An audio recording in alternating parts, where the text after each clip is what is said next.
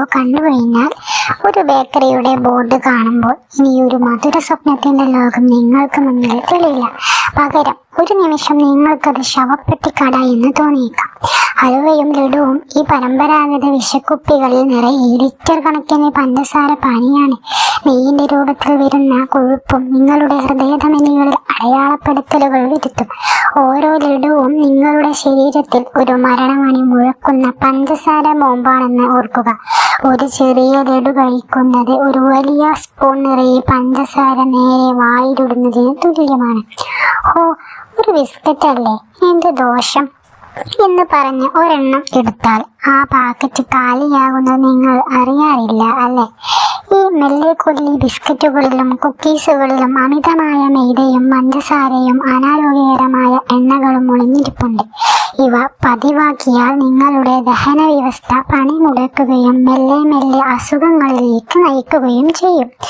ജിലേബിയുടെ വൃത്തത്തിലുള്ള ഭംഗി, ഗുലാബ് ജാമുന്റെ മൃദുത്വം, ബർഫിയുടെയും പേടയുടെയും ആകർഷണീയത, രുചിയുടെ പേരിൽ ഇവർ നമ്മളെ മരണക്കെണിയിൽ വീഴ്ത്തും. ഇവരും പഞ്ചസാരയിൽ കുളിച്ചവരും കൊഴുപ്പ് നിറഞ്ഞവരുമാണ്. ഇവരെ പതിവായി കഴിക്കുന്നത് അമിതവണ്ണത്തിലേക്കും പിന്നീട് മാരക രോഗങ്ങളിലേക്കും നിങ്ങളെ നയിക്കും. ബേക്കറിയിലെ മധുര ബണ്ണുകൾ, ജാം ബണ്ണുകൾ ഇവയൊക്കെ കണ്ടാൽ സാധാരണ ബ്രെഡിന്റെ കൂട്ടത്തിൽ നിഷ്കളങ്കരായി തോന്നാം.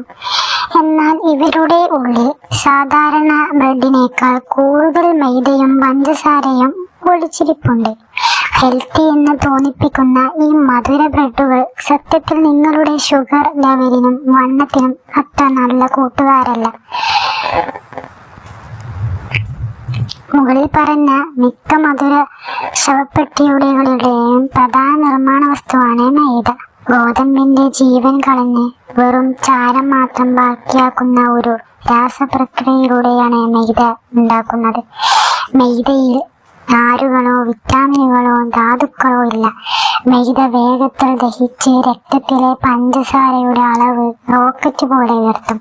നാരുകളില്ലാത്ത മൈദ നിങ്ങളുടെ ദഹന വ്യവസ്ഥയെ തടസ്സപ്പെടുത്തി മലബന്ധം, ഗ്യാസ് പോലുള്ള ദുരിതയാത്രകളിലേക്ക് തള്ളിവിടും. നാവിന് രുചി നൽകാൻ ഇവർക്ക് കഴിയും, പക്ഷേ നിങ്ങളുടെ ജീവിതത്തെ പതിയെ ഇല്ലാതാക്കാനും ഇവർക്ക് കഴിയും. ഈ മധുരവില്ലന്മാരെ കണ്ടാൽ ഒന്ന് ഓർക്കുക. നാവിന് രുചി തരും, പക്ഷെ നാളേക്ക് ദോഷമാകും. കഴിയുന്ന അത്രയും ഇവരെ ഒഴിവാക്കുകയോ അല്ലെങ്കിൽ വളരെ അപൂർവമായി മാത്രം ആസ്വദിക്കുകയോ ചെയ്യുക.